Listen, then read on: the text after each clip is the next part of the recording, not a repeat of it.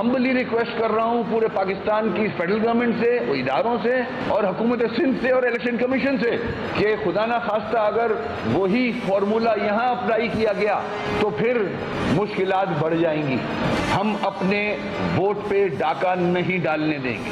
अगर election commission ने मेरी इन बातों का नोटिस नहीं लिया तो जिम्मेदार इलेक्शन कमीशन होगा और सिंध गवर्नमेंट होगा। तो ऐसा ना हो कि हालात वहां चले जाएं कि फिर संभाले ना जाए। हैदराबाद को ताला लगाएंगे और फिर सड़कों पे आएंगे, क्योंकि इनफ इज इनफ। हम चाहते हैं फेयर एंड फ्री इलेक्शन। सब लोग यही चाहते हैं। जब हमारे एग्रीमेंट हुए थे सारी जमातों से, सबने ये कहा था कि रिफॉर्म्स करने के बाद हम फेयर एंड फ्री इलेक्शंस में जाएंगे।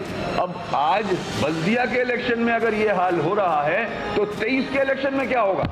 800 लोग बल्दियाती इलेक्शनों में 800 लोग बिला मुकाबला इलेक्ट हो गए हैं। ये तो मजाक चल रहा है। अगर इस तरह से इलेक्शन कराने हैं, पाकिस्तान को इन्होंने एक मुकम्मल तौर के ऊपर आमरीत में धकेल दिया गया है। मैं समझता हूँ ऐसे इलेक्शन कराने से बेहतर है फिर आप सिलेक्शन कर लें, फिर इलेक्शन कराने की क्या जरूरत है। बिस्मिल्लाहिर्रहमानिर्रहीम, अस्सलाम वालेकुम। आप देख रहे हैं प्रोग्राम एक्सपर्ट्स। मैं हूं दुआ जमील। आज के पैनल का हिस्सा हैं अयाज खान साहब, आमिर इलियास राना साहब, ब्रिगेडियर रिटायर हारिस नवाज साहब, फैसल हुसैन साहब और मोहम्मद इलियास साहब। नाज़रीन, सिंध के बल्दियाती इलेक्शन का पहला हंगामा खेज मरहला मुकम्मल हुआ। नताइज आने का सिलसिला जारी है। पहले मरहले में सिंध के 4 डिवीजन के 14 अजला में इलेक्शन कराए गए हैं। गैर सरकारी और गैर हतमी नताइज के मुताबिक सिंध की हुक्मरान जमात पीपल्स पार्टी को वाज़ेह बरतरी हासिल है। GDA दूसरे नंबर पर दिखाई दे रही है, लेकिन पोलिंग के दौरान खूनी तसादुम देखने में आया। कई मकामात पर शदीद हंगामा राई, मार कुटाई, फायरिंग और बदनज़मी के वाक़यात भी देखने को मिले। कनकोट में डाकुओं ने एक पोलिंग स्टेशन का पूरा अमला ही अगवा कर लिया। पुरतशद्दुद वाक़यात में 2 अफराद के जाँ बहक होने और मुतअद्दिद अफराद के ज़ख्मी होने की भी इत्तलात हैं। नाज़रीन, सिंध की अपोजिशन और इत्तेहादी जमातों ने पीपल्स पार्टी पर धांधली के संगीन इल्ज़ामात लगाए हैं। सूबाई इंतज़ामिया पर जानिबदारी और इलेक्शन कमीशन के किरदार पर भी कई सवालात उठाए जा रहे हैं और नताइज को करदम करार देने का मुतालबा किया जा रहा है। तो दूसरी तरफ पीपल्स पार्टी से मुआहदे पर अमल ना होने पर आमिर खान के बाद मुत्तहिदा की रहनुमा हैं वसीम अख्तर, जिन्होंने शदीद तशवीश का इजहार किया है और साथ ही उन्होंने खबरदार किया है अगर मुआहदे के मुताबिक मुत्तहिदा के मैंडेट को तस्लीम ना किया गया तो मुस्तकबिल का फैसला करने पर मजबूर होंगे। इसी मुनासबत से एक्सपर्ट्स के लिए पहला बड़ा सवाल है। फैसल साहब, मैं आपसे आगाज़ कर रही हूँ। आपके ख्याल में ये जिस तरह की अब इल्ज़ामात लगाए गए अपोजिशन जमातों के इंतखाबात को देखते हुए, इनमें कितनी आपके ख्याल में सच्चाई है और जिन तहफ़्फ़ुज़ात का इज़हार मुत्तहिदा कर रही है आप उनको किस तरह से देख रहे हैं? देखिए, जो कुछ कल हुआ है वो तो बहरहाल पूरे पाकिस्तान ने टेलीविज़न स्क्रीनों पे देख ही लिया। लेकिन बात ये है कि जो कुछ हो रहा है, जो पीपल्स पार्टी कर रही है, उसके लिए ज़्यादती भी जो है ना वो बहुत छोटा लफ्ज़ है। कोई भी ये सोचने को तैयार नहीं कि वो जो कुछ आज कर रहा है उसके कल क्या नताइज निकलेंगे। इधर हर इंसान, हर सियासी जमात जो है वो अपना आज अच्छा बनाना चाहती है कि उसका आज जो है वो अच्छा हो जाए और उसके मुस्तकबिल में उसकी कीमत चाहे वो पाकिस्तान को चुकानी पड़े, कौम को चुकानी पड़े, उससे किसी को जो है वो गर्ज नहीं है। पीपल्स पार्टी ने जिस तरह की हल्का बंदियाँ की, अब सिर्फ MQM नहीं बल्कि जो पीपल्स पार्टी की जितनी इत्तेहादी जमातें हैं, आप JUI को देख लें, उसके इल्ज़ामात में और MQM के इल्ज़ामात में भी जो है वो कोई फ़र्क नहीं है। लेकिन इस बात को समझने की ज़रूरत है। देखें, ये ठीक है पीपल्स पार्टी ने ज़्यादती की होगी, लेकिन जब ये ज़्यादती हो रही थी उस वक्त ये MQM कहाँ से हो रही थी? जब ये हल्का बंदियाँ हो रही थी, जब ये हदबंदियाँ हो रही थी, जब ये वोटर लिस्टें तैयार हो रही थी। लेकिन ये जिस सियासी जमात के अंदर धांधली को रोकने की सकत ना हो, उसको पाकिस्तान में सियासत करनी नहीं चाहिए। ये बुनियादी कुलिया है सियासत का। आप जब एक सियासत करते तो ये आपकी रिस्पॉन्सिबिलिटी में भी है कि उस जिम्मेदारी, उस धांधली को जो है रोके। यही MQM थी जिसके मैंडेट पर बहुत बाअसर कुव्वतें, बहुत बाअसर इदारे जो हैं 1992 से कोशिश कर रहे थे वो छीन लें, नहीं छीन सके थे ना। कब छीनना शुरू हुए? जब 2016 में MQM के अंदर तंजीमी बहरान पैदा हुआ। MQM जो है वो कई हिस्सों में जो है वो तकसीम हो गई। MQM का जो ऑर्गेनाइजेशन स्ट्रक्चर था वो कमज़ोर पड़ गया। तो अब ये जो धांधली हुई नहीं हुई, ये तो सब तारीख की किताबों में जो है ना खो जाएगा। रिजल्ट क्या है कि जो अंदरूनी सिंध के वो इलाके जो MQM के शहर कहलाते थे, वहाँ से MQM का जो है वो सफाया हो गया। इस वक्त जो बड़ा सवाल है वो पीपल्स पार्टी से ज़्यादा वो एमक्यूएम वालों के लिए, एमक्यूएम की लीडरशिप के लिए वो सोचने का है कि उनके साथ क्या हो रहा है। सही।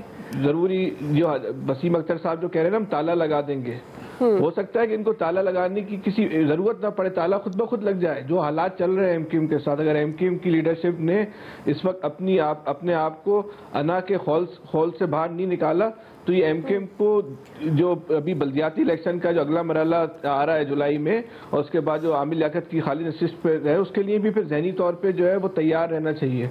इस वक्त एमक्यूएम जो है वो टिकट लेके फारूक सत्तार साहब के पीछे भागी फिर रही है कि आप हमारे टिकट पे इलेक्शन लड़ लें, लेकिन जो है वो फारूक सत्तार साहब नहीं मान रहे, बोले नहीं चाहिए आपका टिकट, पहले आप जो है जो मसाइल है उन मसाइल को जो है वो हल करें। अभी भी एमक्यूएम के पास वक्त है, अपने आप को अना के खौल से बाहर निकालें, एक मुश्तरका हिकमत अमली बनाए।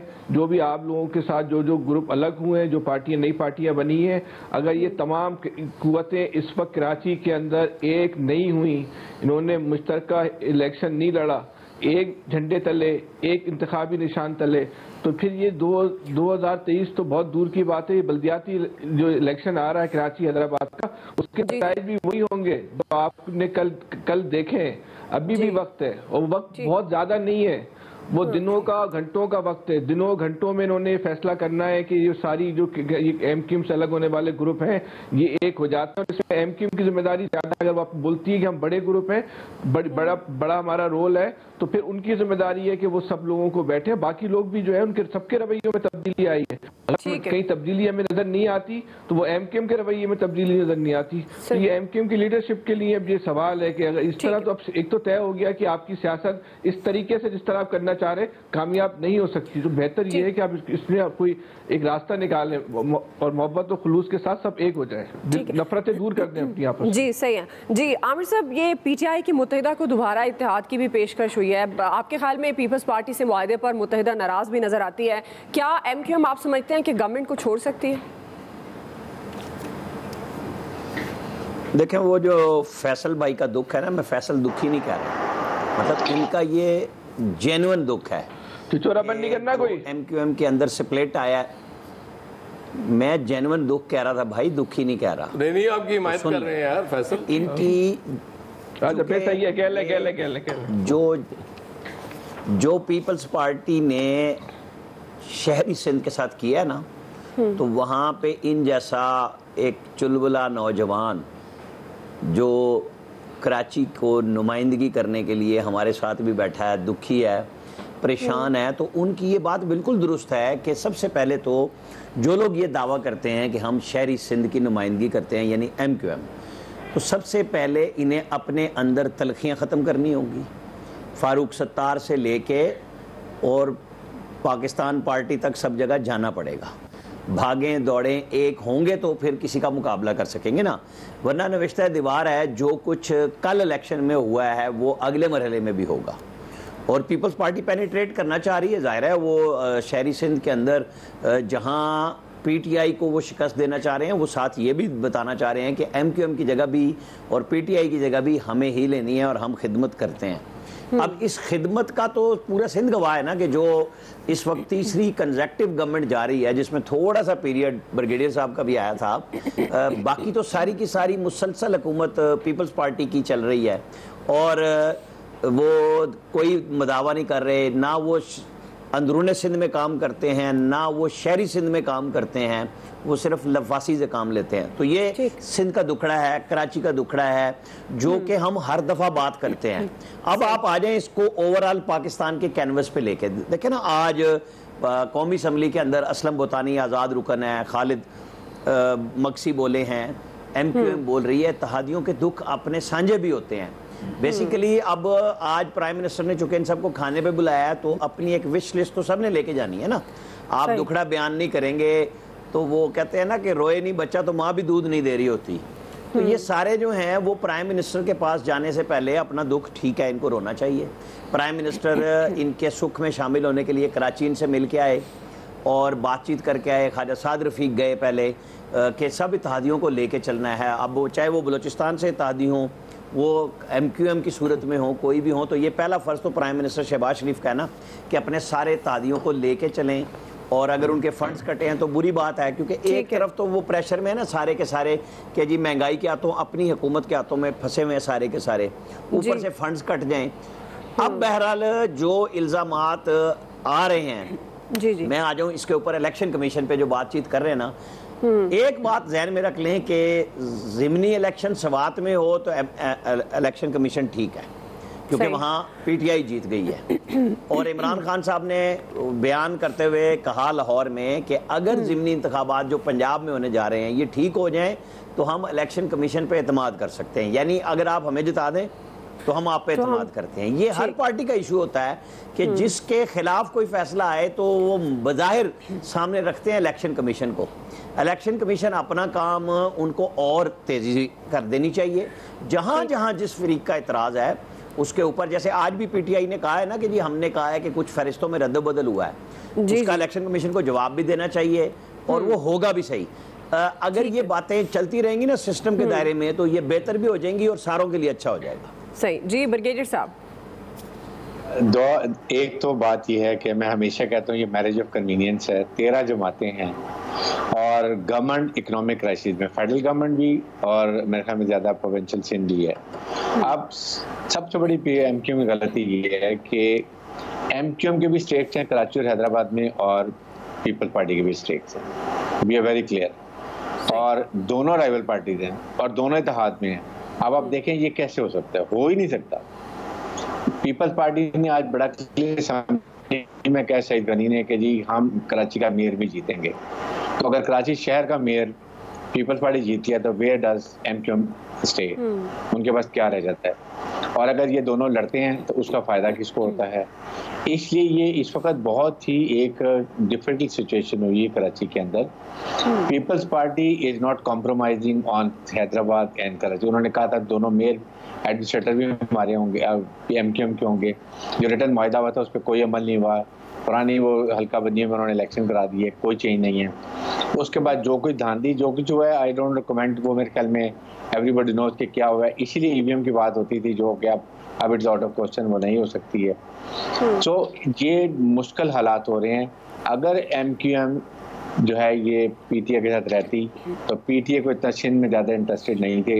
एमक्यूएम एटलीस्ट कराची, हैदराबाद, मीरपुर खास जो इनके एरियाज हैं वहाँ पर और सक्कर, इन जगहों पे ये अपना होल्ड कर लेते, जो कि मुझे अब नज़र नहीं आ रहा। इसलिए ये इनकी मुश्किल हालात चलेंगे, ये चल नहीं सकते।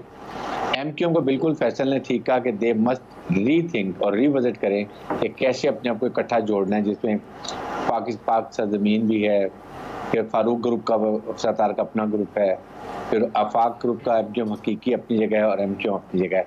तो ये जब डिवाइड रहेंगे तो ये तो सूट कर रहा है, जो डिवाइड एंड रूल की वजह से ये किया जा रहा है। इसलिए मैं ये कहता हूँ, और फेडरल गवर्नमेंट के पास इस वक्त टाइम नहीं है। आपके सामने असलम भुतानी ने क्या आज बात की असम्बली में, खालिद मकसी ने की है, आमिर सलीम राना साहब ने बड़ी क्लियर बात कर दी है। वो उनको क्योंकि देने के लिए कुछ है नहीं, उन्होंने बड़ी एक्सपेक्टेशन लगाई हुई थी, उनको दे डिडंट नो कि इतने इकोनॉमिक क्राइसिस हैं, वो अपने इकोनॉमिक क्राइसिस में फंसे हुए हैं, उनके पास इंटरनल पॉलिसी का टाइम नहीं है। कब तक ये बैठते हैं, कब तक रहते हैं, ये एक बिग क्वेश्चन मार्क है। अब इसमें ज़्यादा रोल है पीटीए का, वो कैसे किस तरीके से वर्क करती है डेलिब्रेशन के साथ और इत्तेहादी जो है उनको वापस लाने की कोशिश करती है, ये देखना it's a big question mark. जी अयाज साहब, देखिए एक तो बात ये है कि ये जो एमक्यूएम के इत्तेहाद की बात हो रही है, सबसे बड़ा मसला ये हो जाता है कि जब वो डिफरेंट फैक्शंस बन जाते हैं और फिर कहीं इकट्ठे करने की या इकट्ठे होने की बात होती है तो फिर चौधराहट का मसला बनता है। ज़ाहिर अब हर सेक्शन का एक अपना अपना चौधरी है, वो क्यों दूसरे में जाके किसी के नीचे लग जाएगा कि अच्छा जी आप लीड कर लें, मैं उसके बाद, ये सबसे बड़ा मसला होता है। वो जो फैसल बार बार वो जो बात कर रहे थे ना कि अनाओं की कुर्बानी देना पड़ेगी, वो बदकिस्मती से हमारे यहाँ इस तरह नहीं होता। बाकी वो पीटीआई कहती रहे उनको इत्तेहाद में वापस आने की, वो कोई फ़ायदा नहीं होना, क्योंकि वो अपनी खुशी से गए थे ना अपनी खुशी आएंगे। वो तो ज़ाहिर है इस मुल्क में मामलात ही डिफरेंट होते हैं। जरदारी साहब के हवाले से, ये वही जरदारी साहब है जिन्होंने कहा था कि वादे कुरान और हदीस तो नहीं हुआ करते ना, तो ये भी इनको पता था। फैसल इनको बार बार याद भी दिलाते रहे, यहाँ बैठ के भी दिलाते रहे, सोशल मीडिया पे भी याद दिलाते रहे, लेकिन जाहिर है उन्होंने जाना था, उस वक्त ज़रूरी था उनका जाना, इसलिए वो चले गए। देखिए इलेक्शन फेयर कहाँ होते हैं, आपके साथ इंडिया है ना, वहां से फ्रॉम नोवेयर आम आदमी पार्टी आ जाती है, वो दिल्ली पे रूल करती है, उसके बाद पंजाब में भी इलेक्शन जीत जाती है, क्योंकि फेयर इलेक्शंस हैं, वहां जिसको वोट डलता है उसी को निकलता है। और फिर इस तरह से वो जो हम विजुअल देख रहे होते हैं, आप पता नहीं वो नए होते हैं पुराने होते हैं, वो चल रहे होते हैं, चूंकि कि ठप्पे लग रहे हैं, वो बंदे बैठ के ठप्पे लगा रहे हैं जी, बस ठीक है, जब तय कर लिया कि इलेक्शन हमने जीतना है, और ये बात बिल्कुल ठीक है, ये आज से ही इनको तकरीर अपनी एहतजाज की रिकॉर्ड कर लेनी चाहिए एमकेएम के लीडर्स को, इनके तमाम फैक्शंस को, कि जब ये हैदराबाद और कराची में भी आ रहे होंगे और मेयर का इलेक्शन पीपल्स पार्टी जीत रही होगी, तो जाहिर है ये तो इलेक्शन है, यही तो फ्री एंड फेयर, और कौन से इलेक्शन, ये वसीम अख्तर साहब बादशाह बंदे हैं, यही फ्री एंड फेयर इलेक्शन चाहिए थे इन पॉलिटिकल पार्टीज को, जो उनको मिल गए हैं। जब तक ये फ्री एंड फेयर इलेक्शन होंगे, कारकर्दगी से फर्क ही नहीं पड़ेगा, आप जितनी मर्जी आप कहते रहे यहाँ बैठ के, उनकी कारकर्दगी से बेहतर कारकर्दगी है ही किसी की नहीं पीपल्स पार्टी की, उनसे बेहतर परफॉर्म ही कोई नहीं करता। वो इस लेवल तक ले गए हैं सिंध को और कराची को कि लोग मजबूर होते हैं उन्हें वोट देने के लिए। ये आप भले आपको गंदगी नजर आ रही हो कराची में, को थोड़ी सी बारिश में सैलाब आ जाता हो, लोगों को नजर नहीं आता वोटर्स को, क्योंकि ये सिस्टम है, इस सिस्टम में वोटर्स इसी तरह आंखें बंद करके वोट डालते रहेंगे और पीपल्स पार्टी की जय जयकार होती रहेगी। वो मजबूत से मजबूत तर हो रही है पार्टी सिंध में, और उन्होंने जाहिर है अब जरदारी साहब ने इतनी मेहनत की ये गवर्नमेंट चेंज करने में भी, वो लीडिंग रोल उनका रहा। बाकी तो जाहिर है अब आपके सामने है कि ये पहली बार हुआ है कि उन्होंने नॉमिनेट किया कि जी ये शहबाज साहब आप प्राइम मिनिस्टर होंगे, राना सनाउल्लाह साहब आप वजीर कानून होंगे, और वो जो उन्होंने कहा वो हो गया। तो इसलिए जरदारी साहब सबसे बड़े खिलाड़ी हैं इस वक्त, उनसे मेरा ख्याल है पंगा ये एमकेएम वाले ना ही लें तो बेहतर है। बाकी खालिद मक्सी हो गए, ये तकरीरें बेचारे करते रहेंगे जब तक, ये इशारे के मुंजिर होते हैं, जब इशारा होगा आराम से ये उठ के बाहर चले जाएंगे, तब तक तहफ़्फ़ुज़ात ऐसे ही चलते रहेंगे। सब फ्रॉड है इस मुल्क में। जी इलियास साहब, देखिए ये एमकेएम को अपने फैसले की भुगतनी पड़ गई। अगर उन्होंने ना किया होता इस वक्त पीपल्स पार्टी के साथ इत्तेहादियों जमातों में ना आए होते, तो आइए ना, ये तो दूर अंदेशी जरदारी साहब की है, जिन्होंने देखा समझा कि किस तरह इनको किस तरह साथ लेके चलेंगे तो किस तरह फ़ायदा होगा। देखें सिंध में ले गए, अब इंटीरियर में भी लेके जाएंगे अगले मरहले में जो भी होगा, तो जो सूरत हाल है वो डिफरेंट देखने में आ रही है। पीपल्स पार्टी मज़ीद सिंध में स्ट्रॉन्ग हो गई क्योंकि बल्दियाती इंतखाबात जीत जाती है, तो एमकेएम को इसमें देखना पड़ेगा, रिविज़िट करना पड़ेगा। अब उनके पास अगर वो पीटीआई जो भी मर्जी बुलाती रहे, अगर वो जाते हैं तो अगले इंतखाबात के हवाले से जाएंगे, क्योंकि सियासत में कुछ भी है, किसी के साथ भी इत्तेहाद कर सकते हैं। लेकिन अभी जो सूरत हाल है इनको यही देखना पड़ेगा कि अपने रिविज़िट करना पड़ेगा, जो अपने दूसरे जो इनके ग्रुप्स बने हुए हैं उनके साथ मिल बैठ के, क्योंकि इनका एक वोट बैंक है और ये सारे मिलकर इकट्ठे करते थे। और देखें उस टाइम ये लीड करते थे, बल्दियाती इंतखाबात हों, जमात इस्लामी के साथ इनकी टाई होती थी। लेकिन अब सूरत हाल बिल्कुल डिफरेंट, क्योंकि ये अकेले हो गए, सब ने अलग-अलग अपने ग्रुप्स बनाए हैं, ग्रुप्स में किसी को नहीं मिल रही। पाक सरजमीन को देख लें, अभी तक कुछ नहीं मिल रहा, हालांकि मुस्तफा कमाल ने एक दफ़ा रहे हैं इधर, मेयर रहे। और उसके बाद ये जो सूरत हाल देख लें, अगर ये अगर नहीं करेंगे तो अगले मरहले में भी इसी तरह होगी, एमकेएम बिल्कुल साइड लाइन हो जाएगी। तो ये सूरत हाल है। इसी तरह जो भी है पीपल्स पार्टी को अगले 23 के जो इंतखाबात हैं, आम जनरल इलेक्शन है, उसमें बड़ी सपोर्ट होगी, क्योंकि इनके ग्रास रूट लेवल तक ये सारे पहुंच जाएंगे।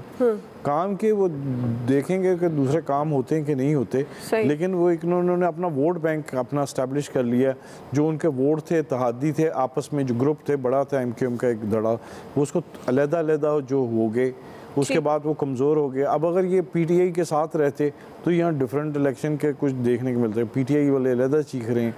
तो ये तमाम बुनियादी तौर पर तो सब ने यही कहा था कि हम चाहते हैं कि मुनसफाना और अच्छे इलेक्शन, साफ इलेक्शन हो, तो साफ व शफाफ। तो वो तो इलेक्शन तो हो गए, अब तो रिजल्ट अगर तस्लीम ना करें, क्योंकि हारने वाला कभी नहीं माना, तो इसके लिए इनको अपने आप को देखना पड़ेगा, मजबूत करना पड़ेगा। अगर नहीं मजबूत होंगे तो ये सूरत हाल होगी। सीमेंट भी शॉर्ट हुआ है ना मार्केट में, तो ये सूरत हाल यही रहेगी। और अगले मरहले में जरदारी साहब देखें क्या हिकमत अमली अपनाते हैं कि सिंध के बाद पंजाब में जो मुझे लगा 20 कह रहे हैं कि सीटों वो पर इलेक्शन शायद होगा, तो उसमें भी सीमेंट सस्ता करा देखें देंगे। उसमें वो क्या अपना करिश्मा दिखाते हैं। ठीक है, ब्रेक ले लेते हैं। हम ब्रेक से वापस आएंगे। हमारा दूसरा सवाल होगा पंजाब ज़िमनी इलेक्शन से मुतल्लिक। हम सवाल ये रखेंगे कि नून लीग की हुकूमत को कितना खतरा, राय लेते हैं ब्रेक के बाद। इन्फ्लेशन जो है 30% पे पहुंच गई, पाकिस्तान का रिकॉर्ड है वो, ऊपर से टैक्स भी लगा दिए। लेकिन जो सबसे बड़ा जुल्म किया कि जो चोरी का पैसा वापस आना था इस मुल्क को, 1100 अरब रुपया चोरों का माफ किया। और इसीलिए आए थे, ये कौम कभी माफ नहीं करेगी उन लोगों को जिन्होंने ये साजिश की।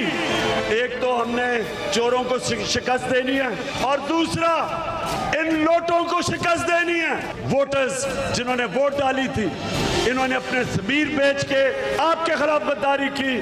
इनके एम्पायरों के बावजूद इंशाल्लाह इनको हमने ऐसा फेंटा लगाना है, ऐसा फेंटा लगाना है। चेरी ब्लॉसम और हमजा कुकड़ी अंपायर भी साथ बुला दो, तुम्हें उसी तरह हम फेंटा लगाएंगे जिस तरह हम हिंदुस्तान को फेंटा लगा के आए थे। पंजाब के ज़िमनी इलेक्शंस फैसला कुन मरहले में दाखिल हो गए हैं, लेकिन इलेक्शन से पहले हुक्मरान जमात मुस्लिम लीग नून और इत्तेहादियों को बड़ा धचका लगा। आज लाहौर हाई कोर्ट ने 5 मखसूस नशिस्तों से मुतल्लिक इलेक्शन कमीशन के फैसले को कलअदम करार देते हुए फौरी नोटिफिकेशन जारी करने का हुक्म दे दिया है। अदालत के फैसले के बाद PTI और इत्तेहादी ये दावा कर रहे हैं कि हमजा शहबाज अक्सरियत खो चुके हैं, फौरी इस्तीफ़ा दें और नए वज़ीर आला का इलेक्शन कराया जाए। नाज़रीन, ज़िमनी इलेक्शन की इंतखाबी मुहिम शुरू हो चुकी है। गुज़श्ता रोज़ साबिक़ वज़ीर आज़म इमरान खान लाहौर में मुतहरिक नजर आए। मुख्तलिफ कन्वेंशन से उन्होंने खिताब किया और लोटों को शिकस्त देने का अज़्म दोहराया। आज मुस्लिम लीग नून की नायब सदर मरियम नवाज सरगर्म हुई। इलेक्शन कैंपेन की उन्होंने कमान संभाली है और मुख्तलिफ हलकों में कन्वेंशन और जलसे करने का उन्होंने फैसला किया। इसी से मुतल्लिक हमारा सवाल है, आमिर साहब मैं आपसे आगाज़ कर रही हूँ। मखसूस नशिस्तों के मामले पर लाहौर हाई कोर्ट का फैसला, अब पंजाब असम्बली में अददी नंबर क्या होगा, जाहिर है ये भी एक सवाल है, लेकिन आपके ख्याल में नून लीग की हुकूमत को कोई खतरा हो सकता है?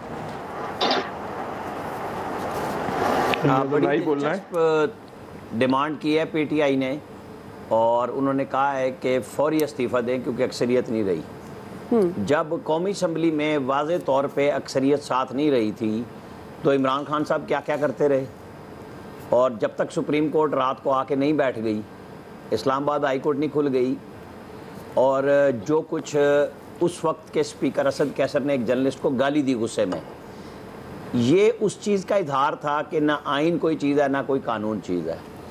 अब ये जो कुछ कर चुके, अब ये चाहते हैं कि दूसरों को इखलाकियात का फिर से दरस दें, क्योंकि 4 साल पुरानी तकरीर दोबारा टेप पे आ गई है, वो हम सुन रहे हैं मुसलसल कि ये कर दो वो कर दो फलां है। न्यूट्रल पहले इन्होंने एकदम बताया कि जब 2014 के धरने में उंगली उठाते थे तो कि मेरी मुराद अल्लाह थी। अब इनकी वो अंपायर की बात, सॉरी, कि अंपायर से मुराद मैं अल्लाह को लेता हूँ। अब अंपायर को वो कहते हैं कभी गैर जानिबदार, मैं तो इंडिया में भी लाया, मतलब इनको खुद नहीं याद रहता कि मैंने कब क्या कहा था, किस तरह करना है, चूँकि वो होता है कि माहौल के मुताबिक बात करनी होती है। तो बिल्कुल ठीक बात है, जायज़ डिमांड है कि नहीं है, और इखलाकी तौर पे हमजा शहबाज को उठ के और बुज़दार साहब को दोबारा, और किसी को नहीं, बुज़दार साहब को CM बना देना चाहिए ताकि PTI खुश हो सके, क्योंकि इसके अलावा तो खुशी का कोई रास्ता रह नहीं गया उनके पास। अभी देखें, अभी बहुत कुछ है मैदान में, चूँकि अभी इलेक्शन शुरू हुआ है। कल इमरान खान साहब गए हैं, अब मरियम नवाज़ जाएंगी। आप मेरी प्रेडिक्शन जो मैंने हलकों में फ़ोन करके लिया है, इलियास साहब लाहौर में बैठे हुए हैं, लाहौर में 3-1 या 2-2 का रिजल्ट आएगा।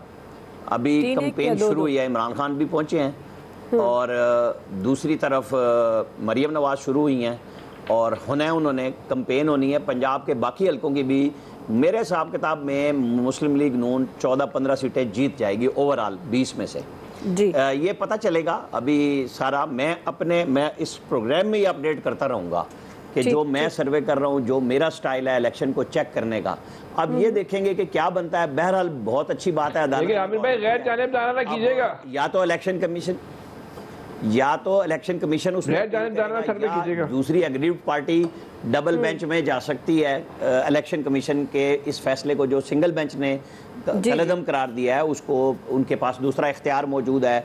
वो कब तक होगा, कैसे होगा, हम ये एक अच्छी स्टडी बन रही है पाकिस्तान के जो पॉलिटिकल इस सियासी माहौल के स्टूडेंट्स हैं उनके लिए, कि जो हम 30-31 साल से मैं लाइव देख रहा हूँ हर तमाशे को। और स्टूडेंट के दौर से हम अखबार पढ़ते आ रहे थे और देखते आ रहे थे कि क्या कौन सी चीज़ है। ये एक बिल्कुल नई डॉक्ट्रिन जो है ना, जो सुप्रीम कोर्ट में ब्लैक लॉ डिक्शनरी से शुरू हुई, जुरिस्प्रूडेंस जो बिल्कुल कानून और आइन की नई लिखने की शुरू हुई है, वो जारी है। और जिस फरीक के हक में होती है वो उसके साथ खुश होता है, और जिसके खिलाफ होती है वो तकरीर कर रहा होता है। और अभी हम देखेंगे कि मजीद तकरीरें, चीखें कहाँ से बुलंद होती हैं। ये अभी बड़ा मजे का स्टडी केस है।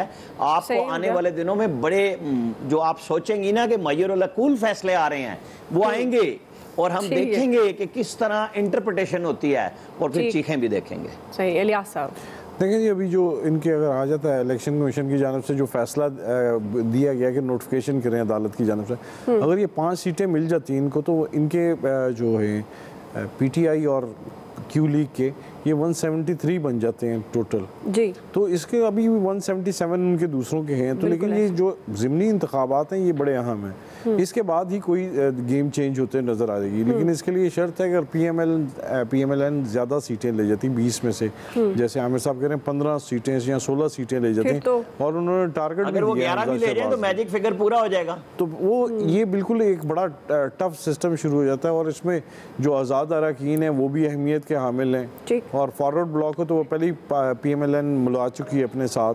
तो ये जो तमाम जो सूरत हाल है, इसमें देखें लाहौर में बड़ा टफ मुकाबला होगा। इसमें तमाम सरगर्म जो बड़े करैक्टर्स हैं PMLN के, वो तमाम इस वक्त मुतहरक हैं, जो अपने हलकों में जा रहे हैं और जाके लोगों को दोबारा वोटर्स को चार्ज कर रहे हैं, ताकि ये जो पंजाब, जो लाहौर कहा जाता है कि लाहौर इनका गढ़ है, इसी तरह दूसरे हलकों में भी जा रहे हैं और जाके ये कोशिश कर रहे हैं कि ज़्यादा से ज़्यादा सीटें लें। और PTI का भी देख लें, वो भी इस वक्त है कि एक जैसे जनरल इलेक्शन का समा होता है, इसी तरह लाहौर और दूसरे सूबों 14 अजला में ये इस तरह सिलसिला देखने में आ रहा है। ठीक हो गया जी, ब्रेक लेते हैं, हम वापस आएंगे। यही सवाल होगा अयाज साहब, ब्रिगेडियर साहब और फैसल हुसैन साहब पे टेक लेंगे। वेलकम बैक नाज़रीन, हम बात कर रहे थे पंजाब के ज़िमनी इलेक्शन की। अयाज साहब, सवाल यही कि नून लीग की हुकूमत को आपके ख्याल में कितना ख़तरा है? अल्हम्दुलिल्लाह कोई ख़तरा नहीं है, इसलिए इस टेंशन से तो अब बिल्कुल फ्री हो जाए, क्योंकि अब जो ज़िमनी इलेक्शन होने वाले हैं उसमें PTI को 13 सीटें चाहिए। होता ये है कि वो एक टारगेट, बाज़ दफ़ा टेस्ट क्रिकेट की बात कर रहा हूँ, क्योंकि 650 का टारगेट मिल जाता है टीम को, तो वो कहा जाता है ये 2 बारियां भी ले ले तो ये टारगेट पूरा नहीं कर सकती। ये तो मामला ख़त्म हो गया। 5 सीटें आज मिल गई। अब PTI और काफ लीग जो मर्जी कहते रहे। अब देखें इस मुल्क में इदारे कितने गैर जानिबदार हैं। इलेक्शन कमीशन ने उस वक्त सहूलतकारी का काम किया नून लीग के लिए। उस वक्त ये 5 सीटें आती तो सिचुएशन डिफरेंट होती। उनका गवर्नर बैठा हुआ था, तोड़ जोड़ी करनी होती है ना, 4-5 इधर 4-5 उधर, और उस वक्त वो कोई माहौल बना सकते थे, वो माहौल नहीं बनाने दिया, वो मामला ख़त्म हो गया। लास्ट डे आपको याद होगा, लास्ट नाइट जब सुप्रीम कोर्ट में वो हेयरिंग हो रही थी ये अदम एतमाद के हवाले से, तो उस वक्त भी इलेक्शन कमीशन ने वहाँ ये बयान दिया कि हम इलेक्शन के लिए तैयार नहीं है, हमें टाइम चाहिए होगा। तो इदारे हमारे बहुत गैर जानिबदार हैं, ये अल्लाह का बड़ा करम है इस मुल्क पे। लिहाजा वो अब जो मर्जी हो जाए, अब गवर्नमेंट PMLN की है, हमजा शहबाज की गवर्नमेंट है पंजाब में, अब इलेक्शन सोच भी नहीं सकती PTI, ये कोई 3-4 सीटें 5-6 मैक्सिमम ले जाए बहुत बड़ी बात होगी। 13 सीटों का तो तसव्वुर ही नहीं कर सकते। कुछ सीटें हैं इनकी लाहौर में, एक आधी आमिर ज़रा फयाजी का मुजाहरा कर रहे थे, 2 सीटें दे रहे थे, मुझे लगता है एक भी शायद वाली बात है लाहौर में। जी लाहौर में निकाल जाए। एक फैसलाबाद में वो तो निकल ही आएगी, वो तो जिस तरफ भी होती वो निकल आनी थी। इसलिए बेफिक्र होकर हमजा को हुकूमत करनी चाहिए, कोई खतरा नहीं है। और आप लोग भी अगर किसी परेशानी में मुब्तला हैं तो वो परेशानी दूर कर लें अपनी। सर आजकल तो महंगाई और लोड शेडिंग है, इसके अलावा कोई परेशानी नहीं। महंगाई क्या कहती है, कोई इशू ही नहीं है। महंगाई तो किसी दौर में भी नहीं रही, वो मुश्किल फैसले हैं ना, बिल्कुल ऐसे तो बर्दाश्त करने पड़ेंगे आप। बिल्कुल, ये मगर ये लोड शेडिंग बर्दाश्त नहीं होती। जी ब्रिगेडियर साहब। मैं बिल्कुल मुत्तफिक हूँ अयाज से कि हुकूमत उनकी पंजाब में एडमिनिस्ट्रेशन SP DC उन्होंने अपनी मर्जी के पोस्ट कर लिए हैं। इलेक्शन कमीशन टोटली उनके साथ हैं, देयर इज नो डाउट। और ये जो इलेक्शन का फैसला आया था ये 5 से मखसूस सीटों, उससे क्लियर हो गया कि किधर की साइड पे जा रहा है। सेकंड बात ये है कि यास्मीन राशिद ने भी आज काफ़ी बात की है, एतराज़ किया इलेक्शन कमीशन पे, एडमिनिस्ट्रेशन पे। Nothing is going to happen, एक तो क्लियर ही है। इमरान खान दोबारा आते हैं, बात करते हैं, may be can make a bit different, लेकिन इसलिए ईवीएम की बात होती थी। दिस वाज द, अगर आज जमनी बाई इलेक्शन में चलो ट्राई करते तो पता तो चलता कि कितनी अफादियत है, कितना ठीक है। वो भी नहीं किया, उन्होंने काम पूरा कर लिया है। साथ ही साथ लेकिन एक बात है कि नवाज लीग के कुछ कारकुन और लीडर नाराज हैं, क्योंकि वो जो मुनव्वर अरकान को वो टिकट दे रहे हैं उसके ऊपर हो सकता है कि कुछ PMLN के लोग ही PTA को टिकट दें और उनसे बदला लेने के लिए कि वो उनकी सीट उन्होंने मुनव्वर अरकान को दे दी है। एक तो ये भी हो सकता है। सेकंड, गवर्नर, अब हमारे पास ये तो बात ही नहीं रह गई कौन जमानत पर है, कौन किसका केस चल रहा है। गवर्नर के पास भी केस चल रहा है। जो गवर्नर एक कॉन्स्टिट्यूशनल अपॉइंटमेंट है, he should be very clean person. Cholistan के जितने केस हैं हमें पता है वो कितने हैं उनके ऊपर, वो किस तरीके से बेल के ऊपर है, तो ये तो कोई क्राइटेरिया रह ही नहीं गया। सेकंड है कि कल हेयरिंग हो रही है इसके जो इलेक्शन हुआ था उसके ऊपर, अब कल हेयरिंग है, अली जफर इनके वकील हैं। लेट्स सी कि उसमें क्या आता है। अगर उसमें कहीं इनकी फेवर में डिसीजन आ जाता है तो फिर यह समझा हुकूमत को प्रॉब्लम हो सकती है। अदरवाइज वो 12-13 सीटें जिन्होंने लेनी है बाय हुक और क्रुक, इस पे कोई डाउट, जो मर्जी करते हैं they are going to take the elections. जी फैसल साहब, जब मैं आपके सवाल के जवाब से पहले वो आमिर भाई से मैं एक रिक्वेस्ट करना चाहता हूँ कि ये जो कह रहे हैं सर्वे करेंगे और बताएंगे कि कहाँ पे रिजल्ट क्या निकलेगा, तो इनसे मेरी दरख्वास्त है सर्वे जो है ना ये हल्कों में जाके करें। इस्लामाबाद में बैठ के किसी का पर्चा पढ़ के ना सुनाइएगा। ये अच्छा है, सर्वे कर रहे हैं, अच्छी बात है, हमें मिलेगा, लेकिन बेहतर है कि वहाँ जाके करें। ये ना हो कि इस्लामाबाद में कोई के पास व्हाट्सएप पे पर्चा आ जाए वही पढ़ के सुना दें। अच्छा, जो आपका सवाल है, देखिए पाकिस्तान में सियासत का जो कुलिया है ना वो ताकत है। फैसल साहब यहाँ जरा रुक जाएं। मेरी रिपोर्टिंग कभी किसी के पर्चे पे नहीं रही, मेरी अपनी रिपोर्टिंग होती है। मैं ज़रा 2 जवाब दे लूँ। गवर्नर को सदर ने PTI के वर्कर के तौर पे काम करते हुए उसकी बरतरफी नहीं की थी, इसलिए गवर्नर मौजूद था और डिज़ाइन भी यही था। एक पहलू ये जहन में रखें। और दूसरे, PTI ने 4.25 साल में कितने ज़िमनी इलेक्शन पंजाब में जीते थे, ज़रा रिकॉर्ड पे बता दें कि वो कितनी कारकर्दगी थी, सिवाय एक के सारे हारी थी। और कुछ कहना है या मैं बोल लूं? आप बोले, आपका तो काम है। इजाजत, पर्चा ही है ना, भूल भी जाता है आपका पर्चा। ये कौन सी आपने इतनी जरूरी बात की जो आपने उसमें रुकवा दिया था, जो सबको वैसे ही पता था। अच्छा, ये देखें, जो पाकिस्तान में सियासत का जो बुनियादी कुलिया है वो ये ताकत पे चलती है। ताकत जिसके पास होती है वो जो है इलेक्शन मैनेजमेंट करता है। ठीक फैसल साहब कंप्लीट करें। अच्छा, इसमें भी कोई शक नहीं कि मुस्लिम लीग नून जो है वो इलेक्शन मैनेजमेंट को, इलेक्शन की साइंस को जो है वो भरपूर जानती है और वो तहरीक इंसाफ से ज़्यादा जानती है।